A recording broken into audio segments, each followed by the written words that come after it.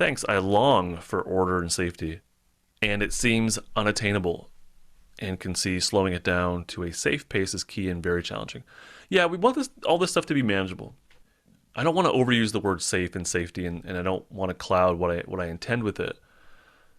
So when I say I want you to feel safe, I want you what that means is not just feel it, but I want you to have access to your safety system. Now, obviously, you can't like track that. You can't really feel like you feel it, but you can't exactly like. There's no metric that you can use to see which of your pathways is active objectively, right?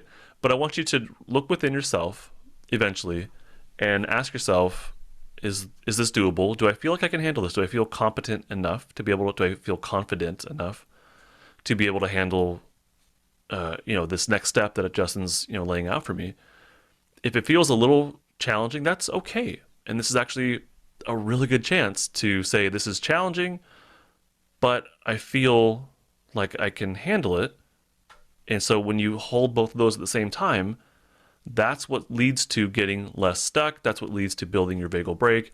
It's can I hold the feeling of, or the sensation or the experience of a little bit of discomfort, not all the discomfort, just a little bit of discomfort, while also holding the sensation of feeling a bit more confident and maybe having my chest out a little bit more, or being able to breathe into my chest, or being able to breathe easier. Can I hold both of these at the same time and then do the thing, and then come out the other end of that and say, I did it. That was pretty awesome, and I handled that. I can probably handle the next thing. So that's ideally what I would love for you throughout the 30 days, is that you get that experience of, yeah, I could handle that, and now I can handle the next thing. That's what building safety anchors is really. It's building the capacity to stay in your safety state. That doesn't mean avoiding challenge. It just means addressing challenge in ways that is manageable. That's still challenging, but manageable. BSA member says, brilliant. That mindful approach sounds doable and helpful. Yeah, there you go. Yeah, because it's like so many things are overwhelming, right? I get overwhelmed thinking about all the business stuff I'm trying to do here. It's really easy to think about this stuff and get overwhelmed and then just like, what, I'm done. I can't do anything else tonight. But if I have a list of things that I want to accomplish, I can look at that and say, I could do that one thing, and now it's like I'm not overwhelmed by all of it, but I can do that one thing and then take the next step. All right, Reese says, it's interesting to create or build a safe space. We may need to know how to work with dysregulating feelings and re-regulating after becoming dysregulated. Yeah. I've definitely felt the decluttering / mess / overwhelm before. I've had success repeating a story about how I'm finding things to I like that. I've had success repeating a story about how I'm finding things to donate to the less fortunate or something that helps me power through the unholy mess that happens during a decluttering effort.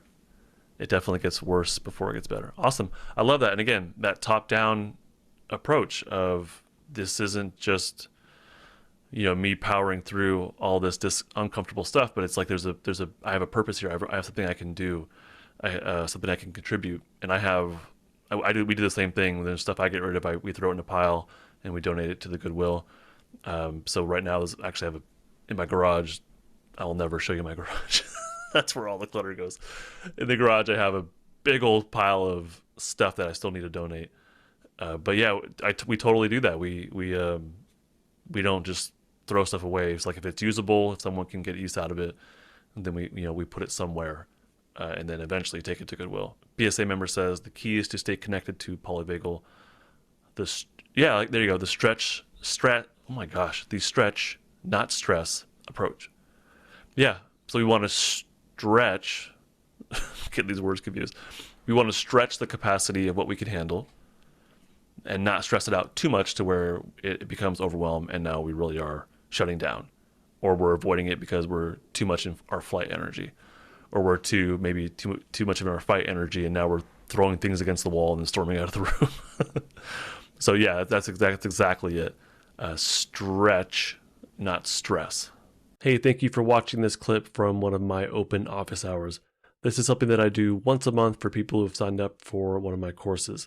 If you're interested in joining a course and joining me on the next open office hour, go to my website. It is justinlmft.com.